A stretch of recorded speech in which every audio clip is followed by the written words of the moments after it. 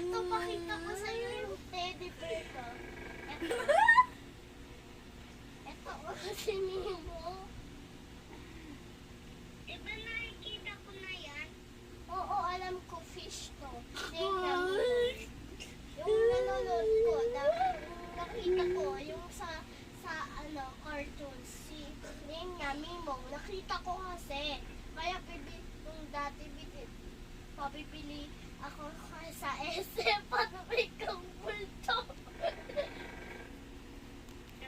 Naisuloy na papa ko. Oo, okay lang yun.